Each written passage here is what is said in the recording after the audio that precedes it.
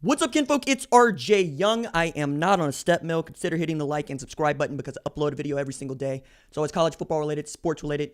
We have a good time.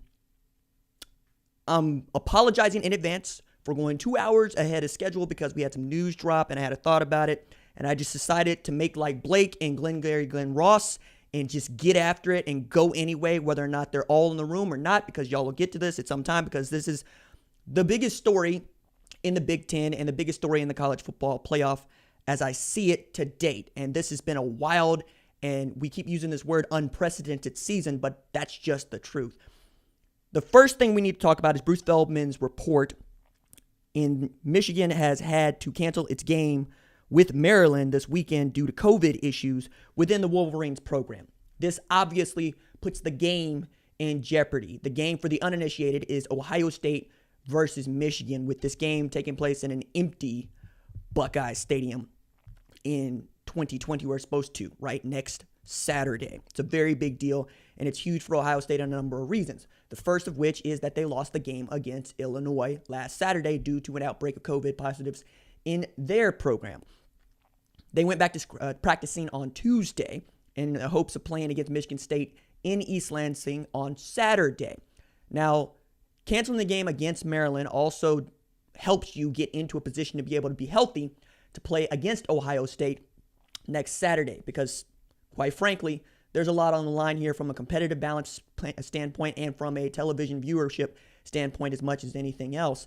But the competitive balance aspect of it is what I really want to talk about and kind of get at this from some history that I am really deep into right now, because many of you know that I'm writing a black history of the Tulsa Race Massacre in 1921.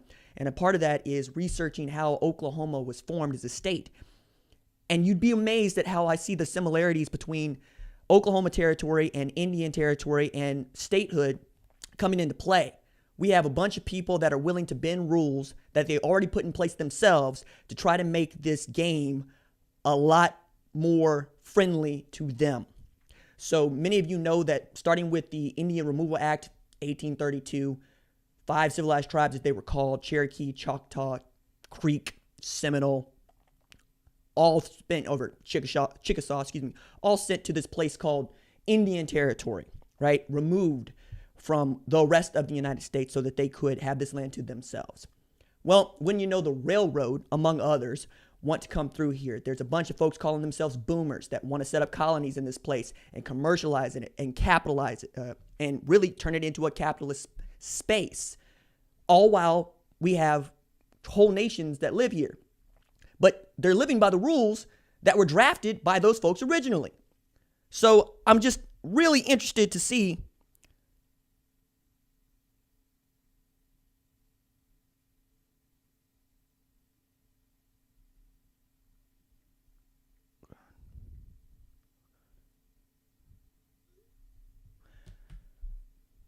what exactly happens when we're talking about changing the rules for the Big Ten championship game so that Ohio State can get in, because this would be the Big Ten making sure that Ohio State gets into the title game with an opportunity to get into the playoff. I see that as bending the rules for a team that is obviously your favorite, but also at the expense of competitive play and the rules that you laid out. Now, the 14 athletic directors, according to Adam Rittenberg over at ESPN, all have to sign off on any changes to these COVID protocols.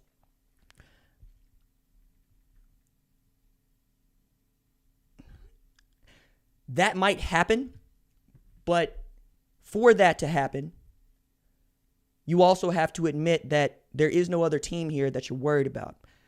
Now, if Northwestern was in this position and not Ohio State, would they probably do the same thing? Not sure, right?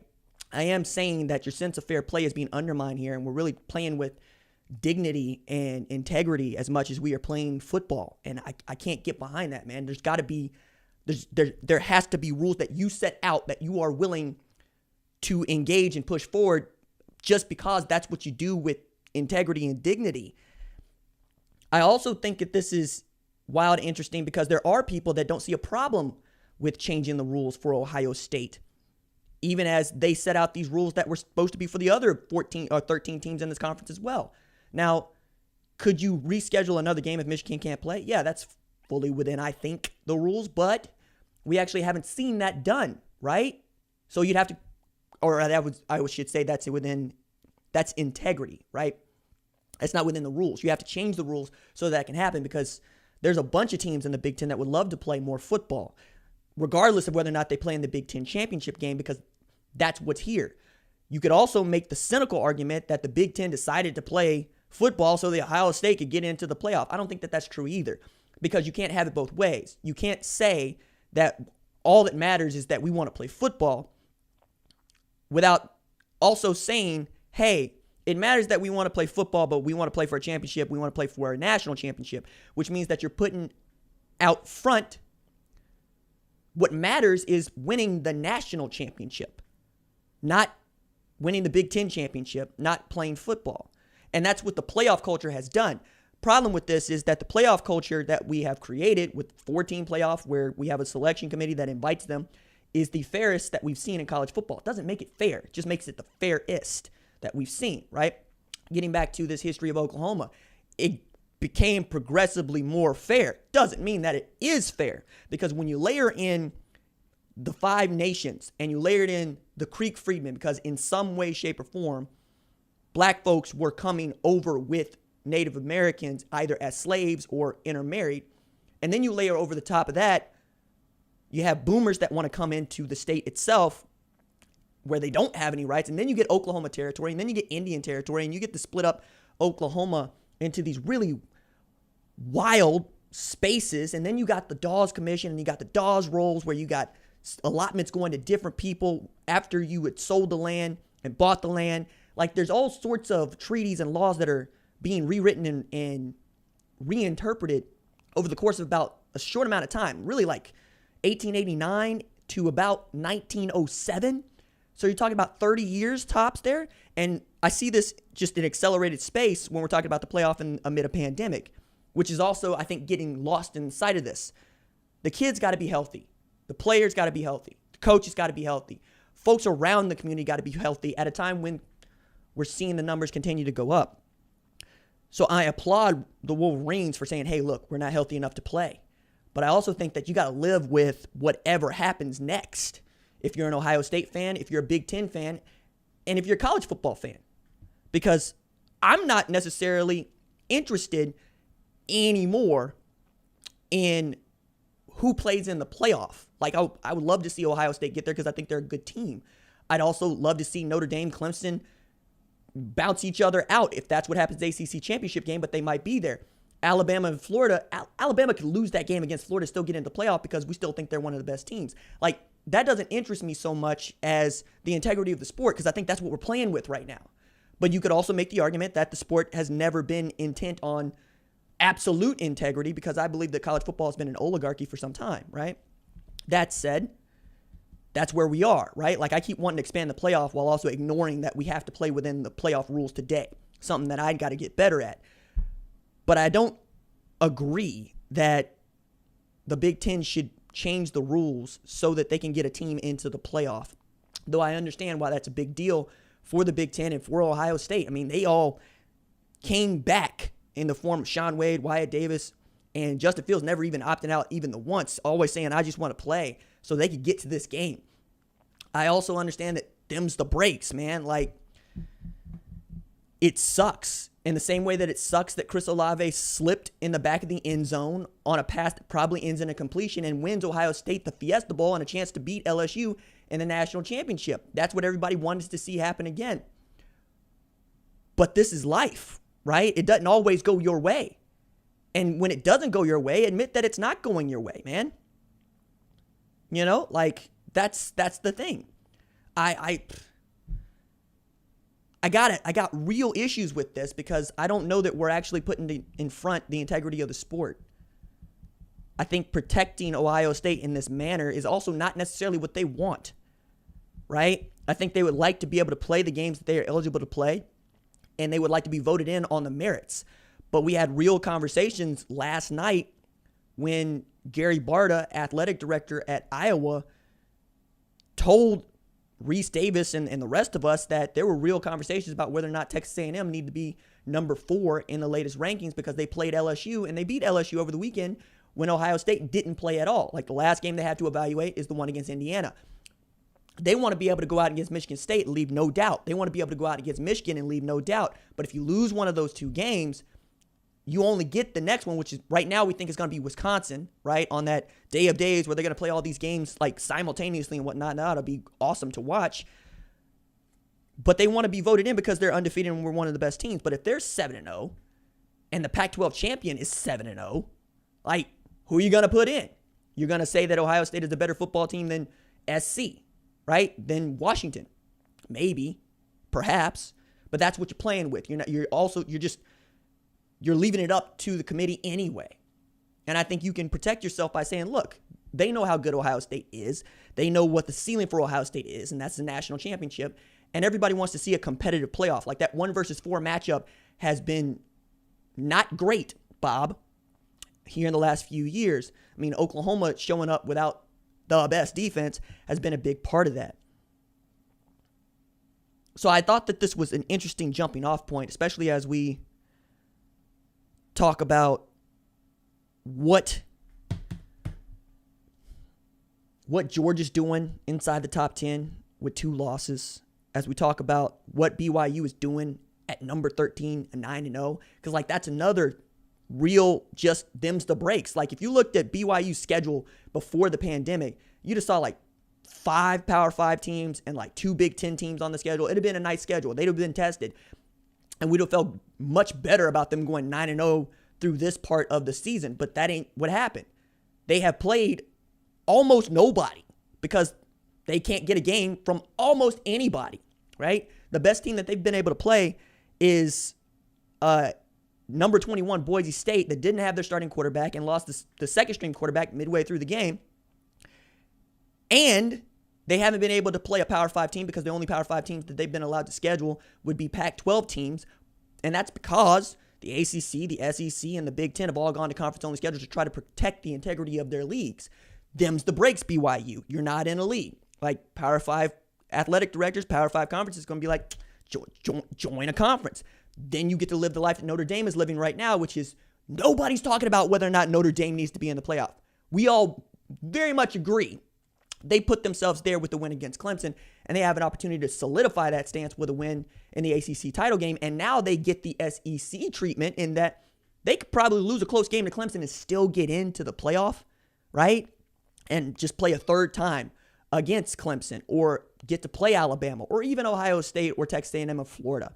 And that's before we start to talk about what happens if Florida beats Alabama. Well, Florida's getting in if they beat Alabama, period, right? Alabama's getting in because they're one of the best teams.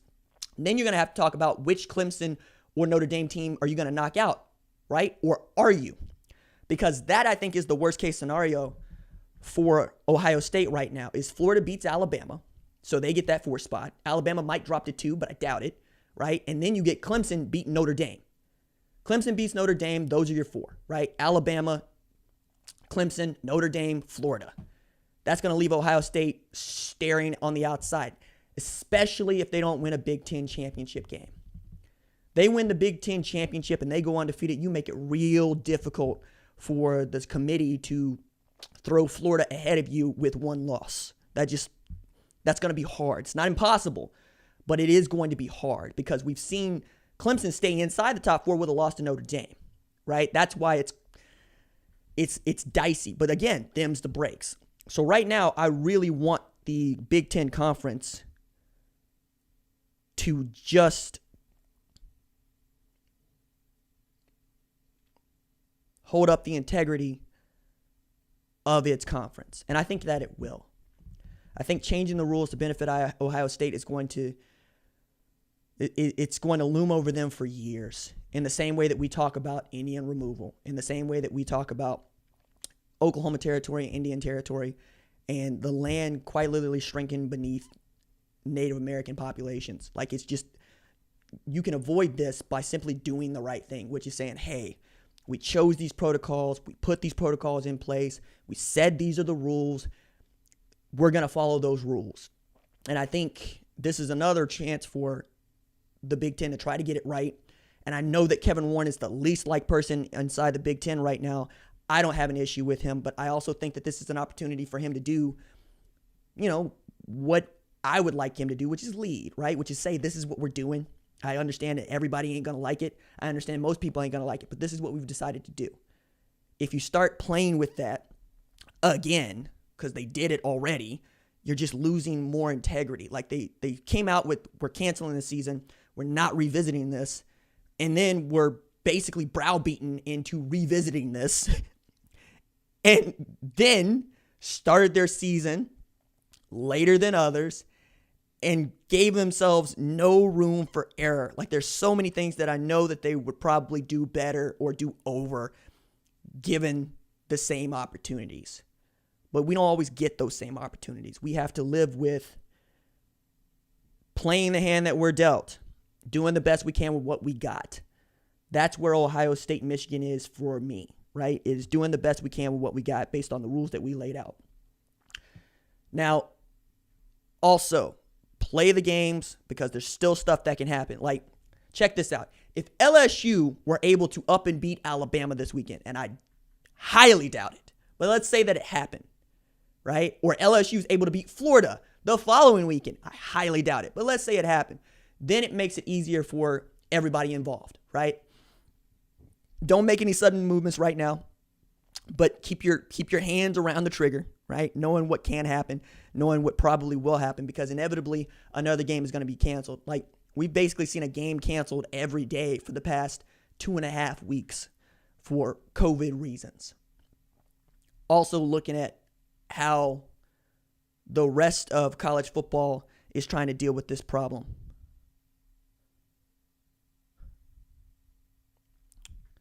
So let me look at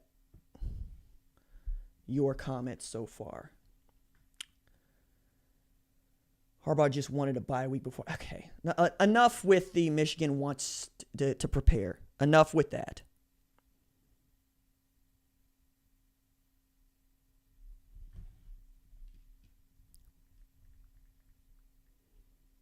I mean, I think Herbie was making a joke yesterday, and he apologized for making that joke yesterday, but nobody here wants to see less football played. Michigan wants to play as much football as they can. Nobody was saying this about Penn State. They want to play as much football as they can. They went into a game winless against Michigan and came out with a W because they want to play football. I think that the characterizations of Jim Harbaugh in these instances are unfortunate and bad. Like, I make my jokes, you make your jokes, but when it comes to actually putting down what you believe, I believe the man wants to play football. He wants to win. And he wants to leave Michigan at some point with a win against Ohio State. Like, he does not want to be a head coach that didn't beat that team. He understands what that game means to his fan base. He understands what that game means to him. Like, I think the man has enough hubris to want to go out there and think that he can win with what he's got right now. I believe that. And he gets testy about being asked, about effort and about the coaching and about his quarterback play. He wants to win, right? And that's what makes that game so interesting and so much fun. Both of those teams can't stand each other. And what I've learned most about teams that can't stand each other, they want to beat up on each other. They really want it. Like, I was even thinking about this in relation to Texas. I don't think that Tom Herman's overall record at Texas is the reason why people are upset with him, though it ain't helping. I think having one win in like 5 opportunities against Oklahoma is the reason why people are upset with him. It's kind of like what's going on with Michigan, Ohio State.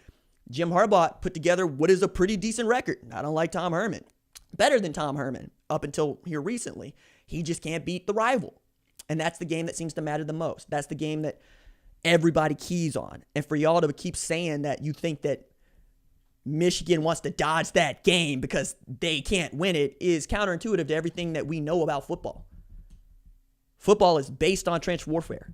It is based on the Great War, right? It is based on our men versus your men. Let's see who comes out on top. Like, that's what it is. It was so violent a game that Teddy Roosevelt made them change the rules and created the NCAA. Like, that's where this game comes from.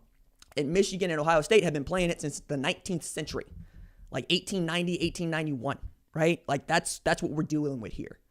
You got to understand that. You got to go forward with that history in your brain. Let's see what else we got in here. It's time for the college football playoff committee contract with the Rose Bowl. Sole reason the playoffs are not delayed for the expanded this year. No, they're not delayed or expanded this year because ESPN owns the rights to the games, and they also know that the NFL is starting like literally the next week, right? Like, it's a clear case of college football does not generate as much revenue as the NFL. Period. Right? The NFL is approaching $20 billion in annual revenue. College football as a whole gets close to like $5 billion, right? That's what you're dealing with. For perspective there, Major League Baseball goes 10 to 15 billion, right? Like, you're just not dealing with as much money. And that's another reason why I've been like, grow the inventory, make the playoff a national thing by saying Conference USA, your champ gets in. WAC, your champ gets in. Of the 10 FBS conferences we have, automatic qualifiers, right? And then seed the other 12 teams or 14 teams, right? Or 6 teams, depending on whether or not you want a 16 or 24 team playoff. Like, all that stuff matters 100%.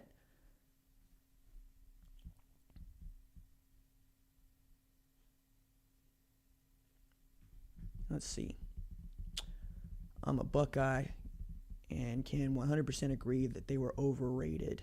But this season, I think almost everyone except Bama is overrated. COVID sucks. That's a decent and reasonable take, right? Like, I've said that from the jump. Alabama is far and away the best team in college football this year. Then you can really take a look at 2, 3, 4, and you can make an argument for every last one of them to be at 2, every last one of them to be at 3, every last one of them to be at 4. Then you got your one-loss SEC teams, right? But I also think this is important to point out. There are 4 teams in the top 8. There are 3 teams in the top 6 from the SEC. So even in this age of COVID, it is clear to me which league the committee values the most, thinks the most of, believes is the most competitive, and believes plays the best football. Now, that's also probably what you're going to deal with in a 16 to 24 team playoff situation. You're going to deal with probably seeing 6 to even 7 or 8 teams from the SEC playing in that playoff, because you'll get your conference champ, and then you'll probably get your runner-up, and then you probably get your 2 runners-up in the division, right? Like, that's at least 4 that I can think of off top. And then depending on how you feel about, say, an Auburn team that goes and beats Alabama and then, basically punches their ticket out of the playoff and punches the ticket into the Outback Bowl, like, that's what we're going to be talking about. Would the Big 12 get more than 2 teams in? That's an interesting question, right? That's what you would probably deal with. You would deal with more Power 5 teams getting into the playoff than Group of 5 teams. But the Group of 5 teams, would it have at least 5 teams in a 16-team or 24-team playoff? It's just a clear case of money and branding and power. And the only way to get those things is being invited to the table or to consistently beat down the door. Like, Clemson is in the ACC. That's why Clemson is happening, right? In the way that Alabama was happening from 2009 to like 2015 when Clemson announced itself. I find all that stuff to be interesting. I think that when we look at Central Florida, for instance, outside of the Power 5, they would have to be undefeated for like 3 years in a row for us to start treating them like a Power 5 team. Cincinnati would have to go on this run for the next 2 years, and it's really difficult to do those things when you don't have as much money as the others, because you can't keep your coaching staff. You can't always recruit with everybody else, and you're going to have to consistently overperform. It makes it difficult for us to entertain you as a year in, year out in our brains as a contender, right? Like, that's what we're dealing with. It's one of the reasons why trying to fix college football is fraught in general. And there are people that want to tell you that college football is way more than just winning a national championship. Well, that's what we made it. And that's what the sport has become. Like, the NFL is about winning the Super Bowl, okay? I don't see a problem with that, especially when you can say you won a division title or you made the playoff, right? Or you made the conference championship game. Those things are important too. But an extended playoff in this instance lets you have those conversations. It has meaning that you won the American championship to the rest of us and not just in the American, right? It has meaning that you won the WAC, that you won Conference USA, that you won the MAC. That stuff matters. Like what Buffalo has been doing in this limited amount of time would matter tremendously. We'd be talking about Jared Patterson so much more. I think he's the first back-to-back 300-yard back since Ricky Williams in like the 20th century. And he's halfway to tying the record for all-time 300-yard rushing games with Barry friggin' Sanders, who did that 4 times in 1988, which is bonkers. Like, I understand how people want to talk about this, but I also think that most people want to talk about their teams. They don't actually want to talk about college football. This is a college football channel. I love college football, right? Like, if Grayson McCall gets into the Heisman conversation, cool. I'm not going to vote for him because I think there's a better player. But I like having Grayson McCall in that conversation the same way y'all like having Zach Wilson in that conversation. But y'all want to put Zach Wilson in that conversation without putting Grayson McCall in it, or Malik Willis for that matter, right? Because Grayson McCall and Malik Willis don't play at BYU. And BYU exists in your brain as something of a brand name, right? Going back to 1984 with the Holiday Bowl and them winning, claiming a national championship over the top of a 7-win Michigan team. Like, people don't really want to think about it in those manners and in that way. And I think that's important. Let me see. Yeah, I make jokes about Texas A&M and how everybody hates it. But the fact of the matter is, the thing that drives Texas A&M is their passion. They believe in themselves, right? Like, they are high on their own supply. Haven't won a national championship in football since 1939, but there's moments in the Southwestern Conference when they were destroying people, right? There's moments in the Big 12 Conference where they were good. They haven't been great since the late 90s, but like, the reason that Ampersand U is even talked about is because Ampersand U keeps talking about themselves, right? I get behind that because you got to gas yourself up before anybody else gasses you up. That's just the way that stuff works. You got to border on arrogance just to get to cockiness and to get the respect that you believe you deserve. And then you got to go win, right? And that's what A&M is doing now. They're winning. They were able to beat a Florida team that turns out to be really doggone good, at least offensively, and decent defensively, though there's some real problems with what Todd Grantham is trying to do, and they'll probably be their undoing in the SEC championship game. But this is also a year in which defense felt optional, and then Alabama learned how to play it once again after the Ole Miss game where they gave up 647 points, 647 total yards. My goodness. See what else you got in here, man.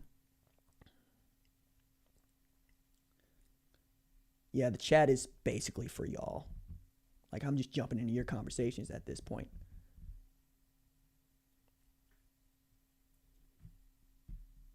Y'all want to talk about the Heisman? Really? Is that what y'all want to do? Saban takes, he doesn't steal. Tell it to Oklahoma and Jace McClellan. Like, that dude was committed to Oklahoma for nearly 2 years. Saban showed up. He's playing running back at Bama. Jalen Milroe is the truth. I love Jalen Milroe's game.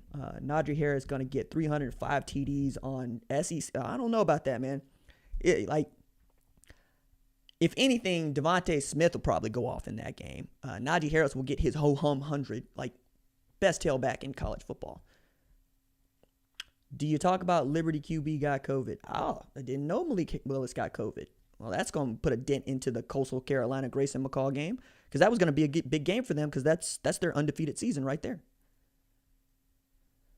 Kyle Pitts is a great player. Like, I want him to go into the NFL draft as a wide receiver so that he can make some more money because the NFL does not value tight ends in the draft as they should. Because when you look at like fantasy football, for instance, Travis Kelce is routinely outperforming all but like 3 wide receivers. TJ Hawkinson is a monster. Mark Andrews is a monster. George Kittle is a monster. And I feel like at Kyle Pitts, and I see a Devontae Adams type dude, man. Like, you are big enough, and you are strong enough, and you are fast enough to outrun corners.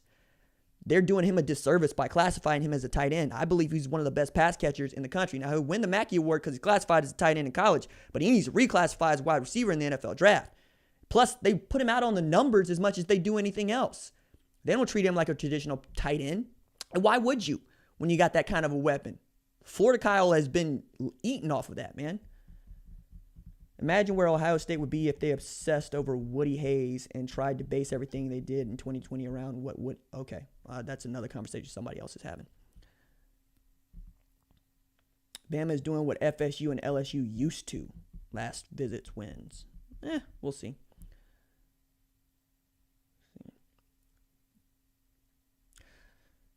So, I think I got through the argument that I wanted to make about the Big Ten. And how would Tom Herman do at Vandy? I don't know, man. Like, there's only been one dude to leave Vandy with a winning record in 40 years, and that's James Franklin. It's a tough gig. Like, Herman might go back to being somebody's OC. Like, that's what it is, dog. All right. Maurice, dog, enough with the Roll Tide. You just saying stuff, dog. Stop that. I see a lot of Darren Waller in Kyle Pitts. I can get there. I think Kyle Pitts has an opportunity to be a better player, but you're right. Like, I see that. That's another outstanding tight end in the NFL. And for whatever reason, those dudes aren't drafted highly. Wide receivers are, though. Like, Henry Ruggs hadn't done much of anything this year. Darren Waller out there eating. You know, like, that's what I want for the kids. I want them to go get paid. Brian Brzee been a bust or what? No, Brian Brzee has been outstanding. Brian Brzee has been awesome. He's been awesome. Like, he was particularly spectacular against Boston College, and he's one of their best, not just defensive linemen, but defenders. Like, they got an opportunity to be really great, like with him and Miles Murphy in the years to come. Like, I'm excited about what Clemson is going to be with him at defensive tackle. You know, it's like a bigger J.J. Watt you can move inside. Who you think will be in the playoff? I kind of went over that, but it also depends on, you know, if Florida beats Alabama, Florida, Alabama, Notre Dame, Clemson, right? If Clemson beats Notre Dame and Alabama beats Florida, probably looking at Bama, Clemson, Notre Dame, Ohio State. Like, you got to watch the other championship games if you're an Ohio State fan, whether you want to or not, right? Like, the outcomes of those matter to you. Bama, you need Bama to win, and you need Notre Dame to double up Clemson. Make it easy to put you in, because I think you don't actually have to play in the Big Ten championship game to get in. You just have to be undefeated. And then we can have a real conversation about these Pac-12 teams. Now, there's also this argument that the Pac-12 is not any good because you got undefeated teams that are ranked like 18 to 20.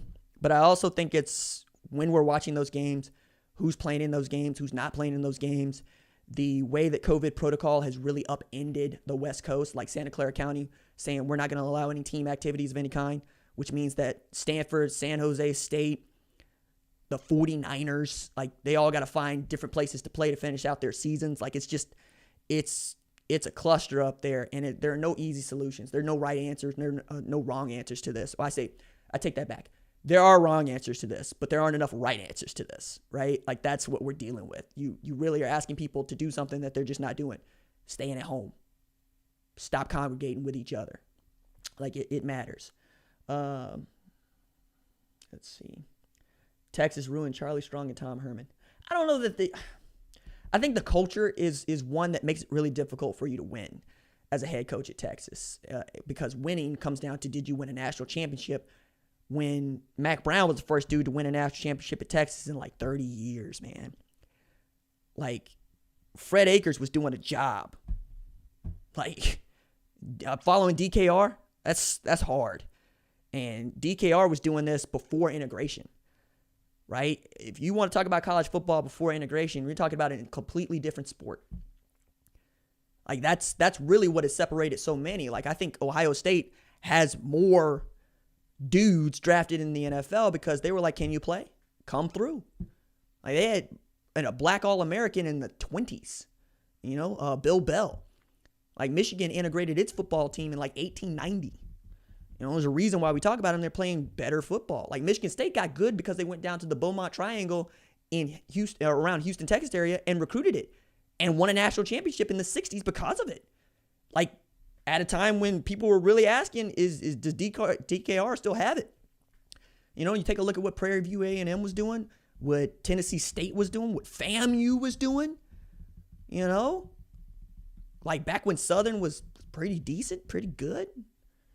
Still one of the best quarterbacks to ever play college football came out of Alcorn State. Steve McNair was that dude. Let me see. A joke about Michigan not playing OSU to attempt to stop them. I think Michigan will play them because this is the one game Michigan has all to gain and nothing really to lose. No, I think they got stuff to lose because you don't want that record to get any more unfriendly to you. Bubba Smith. Yeah, there you go. That man knows. Michigan State. That man knows. Top 4 at the end of the regular season, my guess, Alabama, Notre Dame, Cincinnati, Texas A&M. There's going to have to be some real carnage at the top to get Cincinnati in there, man, because, like, you would need Ohio State to lose a game. You would need Notre Dame to beat Clemson. You would need Alabama to beat Florida. That's the only way you're getting a Texas A&M or a Cincinnati in. Like, that's it. You need mass carnage. You need people to get beat. You need Michigan State to beat Ohio State or Michigan to beat Ohio State. It would help you if Alabama lost the game. But then again, nah, man. You need so many things to go your way for Cincinnati to get into this thing that it's nearly impossible, which is why we talk about the group of 5 and how it's always going to be left out of this thing called the playoff. And it's probably one of the reasons why group of 5 coaches are the first ones to say the playoff is not the end-all, be-all of life. I'm like, because y'all can't get in. Like, that's a tack I would take if I couldn't get in. But I keep trying to knock down the door because you won't turn down nothing but your collar if they invite you. Central Florida will play for New Year's 6 next year. Mark my word. I mean, cool, dog. They played for New Year's 6 2 years ago. What's your point? Like, that's not a take. It's always been said that on either side of the rivalry, OSU could lose every game of the season. And as long as they beat Michigan, their season was a good season, and vice versa. Yeah, like Ryan Day and Urban Meyer describe winning that game as feeling relief. They don't describe it as feeling victorious, which I think tells you a lot. I believe Florida will be able to keep up with Alabama. Okay. I mean, Ole Miss was able to do it. Can you win, though? Because keeping up ain't going to get you into the playoff. You got to win because you caught that L against Texas A&M. Let me see. Look, we didn't play worth the crap last year. Everyone knew this was coming. I think he's talking about Alabama. Since he has a chance next year, if they're undefeated, they play Notre Dame and Indiana. I mean, again, you're asking for something that is almost impossible. Like Central Florida got close to it, trying to reel off all those games in a row. They get into the Fiesta Bowl, and they lose to an LSU team that turns out was going to be good, but wasn't good just right then. Like, they were right there at the end, too, looking like they might have an opportunity to steal that one. You're asking these group of 5 teams to do something that Clemson was doing, and only Clemson was doing, which is reel them off, like 29 straight. It's difficult, because Clemson was the only other team that was able to do it. Think about that. We didn't ask Ohio State to do that. We didn't ask Oklahoma to do that. We didn't ask LSU to do that. We didn't ask Alabama to do that. But we want to ask Cincinnati to do that? Nah, man, that doesn't make any sense. I feel terribly confident in saying I'm 100% certain that Urban Meyer is not coaching Michigan. What are you talking about? Why would you, no. I got a better chance of growing to be 6'6", 250. That ain't happening. College football nerds. RJ, enjoyed your BYU piece. Glad someone pointed out the slogan was stolen from Southern Miss. Is that Daniel or is that Josh? Speaking of which, subscribe to the College Football Nerds YouTube channel. I love that show, right? And I'll pop into it every now and again for like their extended previews and extended recaps. It's a very, very smart college football show. Might I say that it is as smart as this one. RJ, who do you think is the highest ranked team that Oklahoma could beat? Ooh, good question. The top 4 are out. Florida, maybe because the defense will give you an opportunity to stay in the game. Texas A&M, maybe because you could stop Kellen Mond. Like, the way that Kellen Mond played against Florida and the way Kellen Mond played against LSU leads me to the identity crisis that is Kellen Mond. Like, it's just, who is that dude? So, kind of, sort of Texas A&M and Florida. But I would love to see Oklahoma play against Cincinnati, and I would love to see Oklahoma play against Georgia. Like, those are good. Okay. See.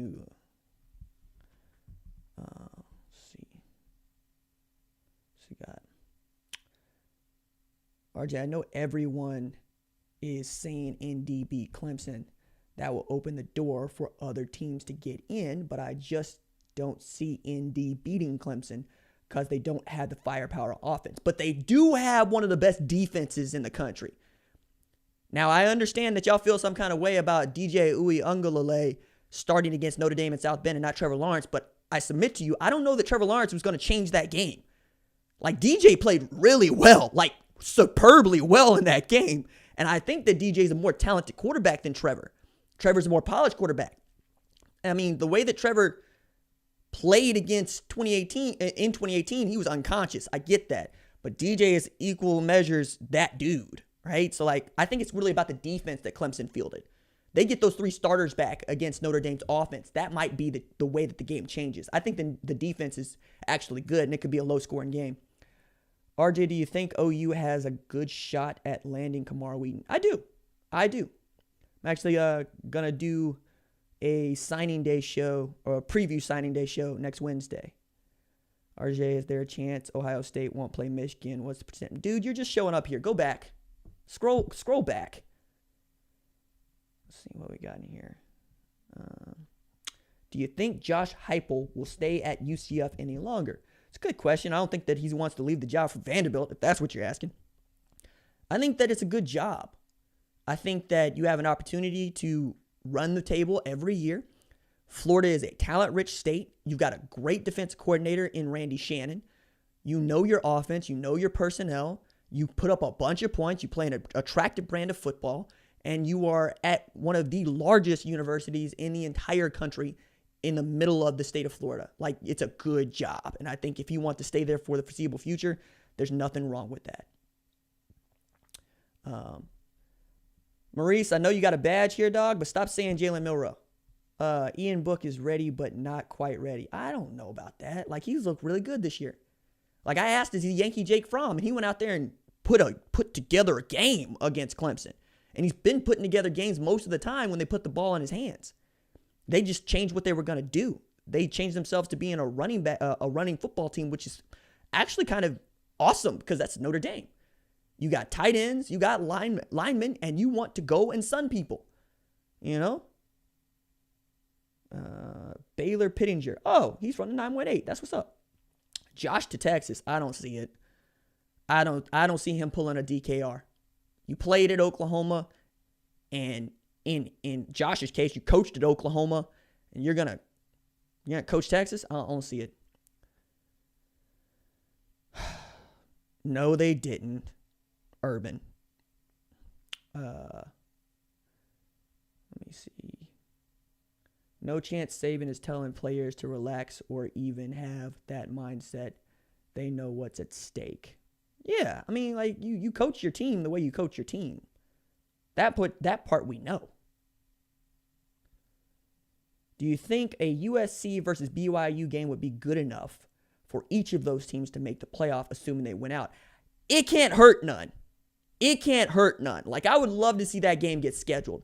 because I do think that those teams are equal. I think USC is as good as BYU and BYU is as good as USC, which also means I think BYU is as bad as USC seemed to be up until the last few minutes of their games against Arizona State and Arizona, but perfectly capable of beating Utah like they stole something. I'd love to see that game. Keaton Slovis versus Zach Wilson. Yeah, man. You get Todd Orlando's blitz everything that moves going to Zach Wilson's neck. Like, you got an opportunity there. You know? Like, I'm with that. Hey, there's my mama. She said, hey, buddy. Let me see. RJ, why is Michigan so horrible? I mean, if I knew the answer to that question, dog, I probably wouldn't be doing this show. Ian Book is 6th and 7th rounder at best. You know, I'll take a stab at it. You need a quarterback. Like, as good as people thought Shea Patterson was going to be, he was not great. Joe Milton has not been that guy that we all thought he might be. Dylan McCaffrey got ran off, right? He wasn't going to be the starter this year. K. McNamara hasn't looked like a world beater. Maybe JJ McCarthy coming in is going to change their fortunes, but they need a quarterback. They need a quarterback. They need to be able to go score. Because there's only so much of this I'm going to put on Don Brown's head. Aggies should play Ole Miss during the SEC championship weekend. They're not going to do that. It'd be cool, but they're not going to do that. Chris Peterson to Texas. I think you're more likely to see Brian Harsin go to Texas, head coach at Boise State, who was once on staff at Texas. It'd be worth taking a look at, but I think right now it's Urban or bust for them, and then they'll go take a look at someone else. See, team reaches almost every year for a quarterback. No way he lasts that long. See, we got anything else in here? RJ, do you think Ohio State got robbed by the refs against Clemson? No. Like, you had an opportunity to win the game at the end. Chris Olave slipped.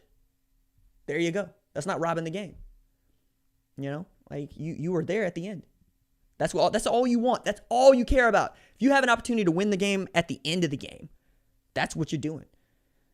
Is Spencer Rattler a first pick next year?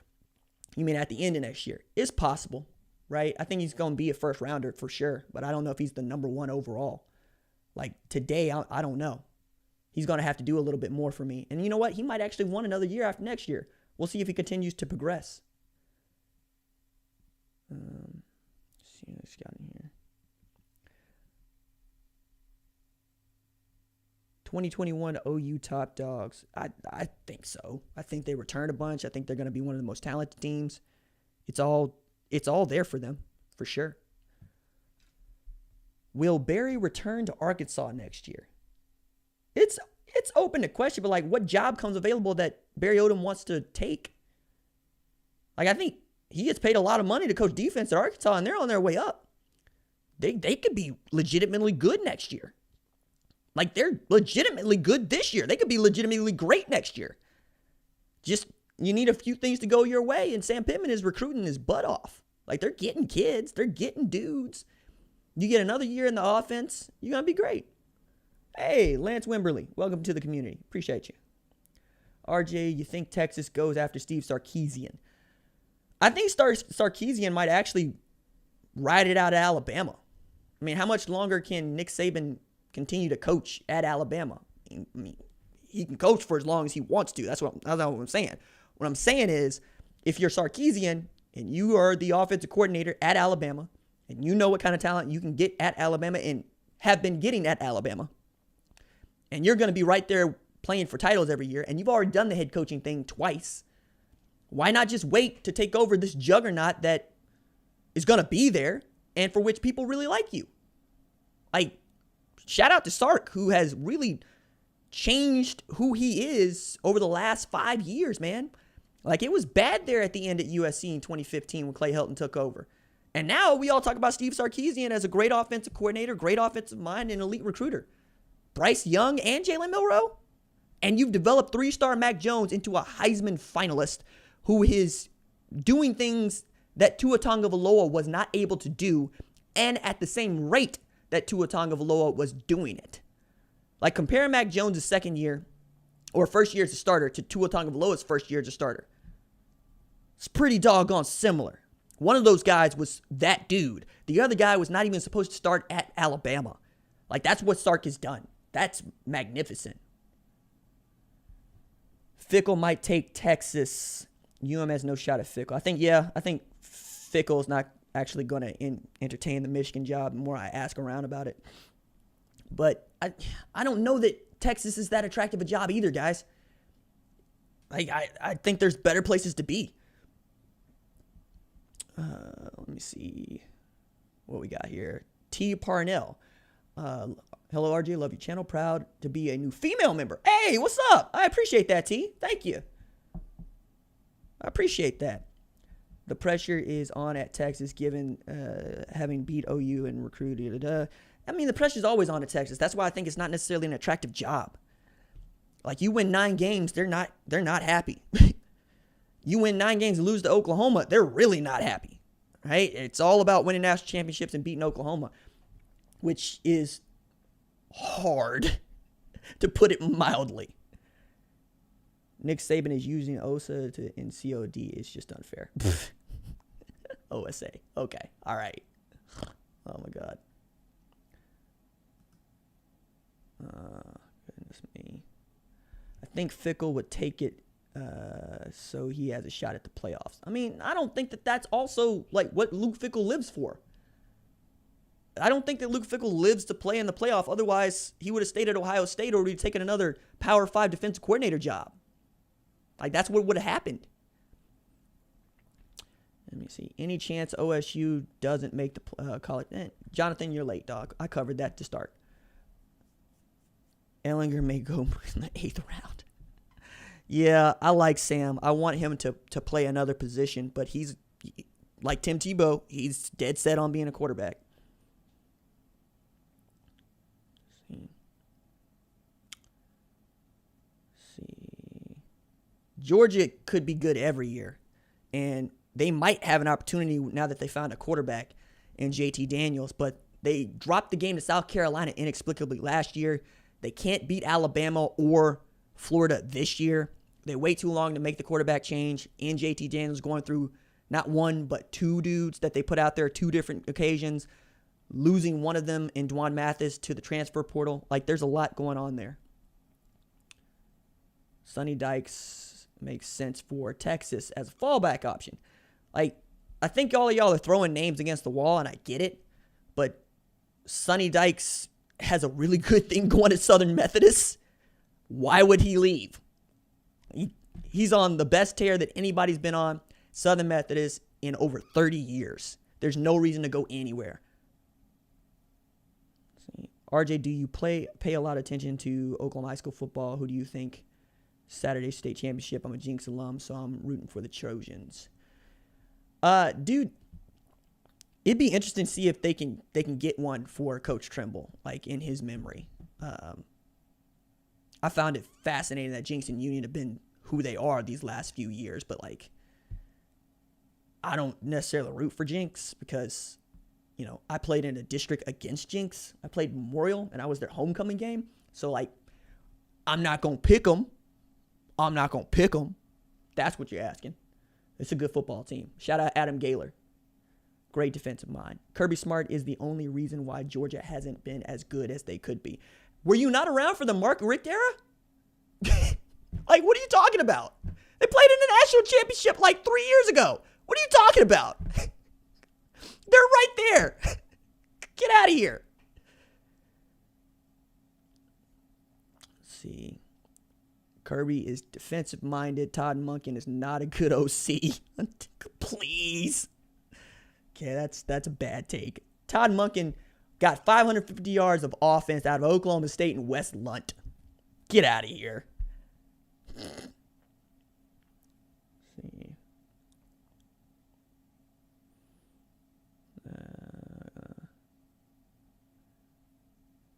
Let's see if there's anything else here that I want to take on. Is Dylan Gabriel a future first rounder? I don't think so, but that's because of the conference that he plays in, not because he's not good. I think that depending on how he goes through workouts, he could get the Jordan Love treatment, right? If people fall in love with him at the combine, the way they fell in love with Jordan Love, then yeah. But he's going to have to show out at workouts. Let's see. Shout out Choctaw Yellow Jackets making it to 6A2 state finals. Yeah, man. Big win for them against Stillwater last weekend. First time they've been in a state championship game in 50 friggin' years. Also, Jordan Mooks, starting safety at Choctaw, is committed to play at Oklahoma in the 2021 class. 6'4", about 215 pounds. Great player. What do you do with a 2-loss Iowa State champ or a 1-loss Northwestern champ? 2-loss? Why would there be 2 losses for Iowa State? No, I'm joking. Louisiana. I don't put Iowa State anywhere near near the college football playoff. Now that my joke has been butchered. Nor do I do anything with Northwestern at 1 loss. I'll go over there and look at an undefeated Pac-12 team or Cincinnati.